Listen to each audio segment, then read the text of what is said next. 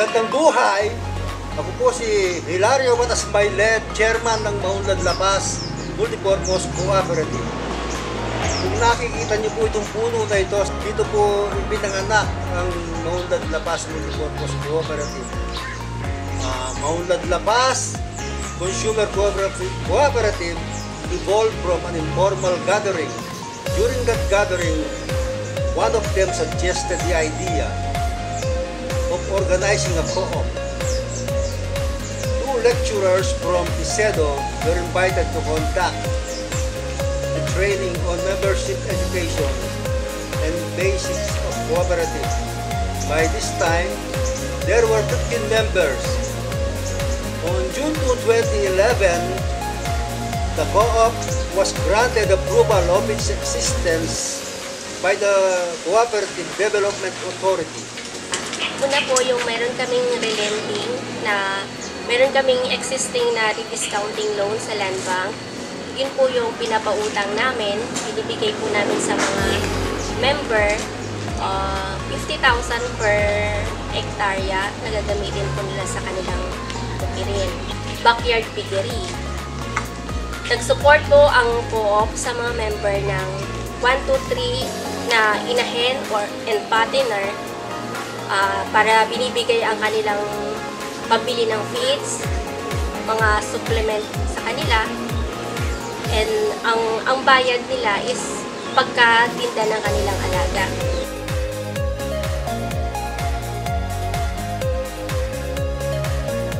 Ang Maunlad La Paz MPC ay isang kooperatiba dito po sa La Paz na kung saan hindi lang po mga miyembro ang tinutulungan po niya na umunlad ang buhay.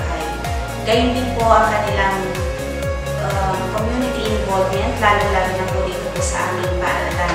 Ito po ang isa sa pinakamaliit na paaralan sa La Paz, sa Hilagang La Paz, at kung saan marami pong pangangailangan ng aming school. So isa po ang Maunlad La Paz MPC na katuwang ng aming paaralan para po magkaroon po ng development and improvement dito po sa school. Bilang isang member po, isang kooperatiba, nagkaroon po ng adjustment sa way ng pagsasaka namin dito. So before po kasi, yung pagsasaka ko as individual farmers, parang yung resources ko lang ang aking nagagamit. Unlike ngayon na nasa kooperatiba na kami, may mga bagay na nakakatulong sa amin. Like yung magamit namin yung mga farm machinery for the preparation ng farming.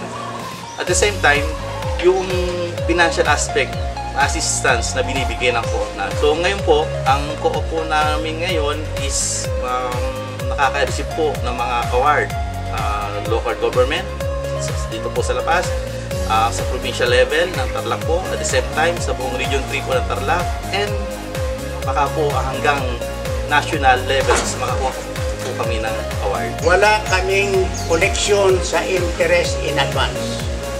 Yung interest ay nakukompute pag babayaran na ng membro yung kanyang utang, and normally after harvest time.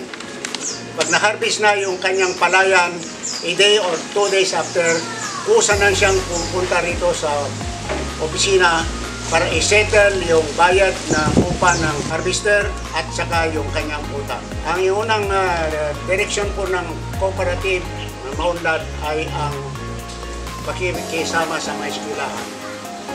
Aktibo po ang cooperative sa Brigada Eskwela. Mayroon tayong 3 eskwelahan dito: Lara Elementary School, La Purisima Elementary School, at saka Lumboy Elementary School.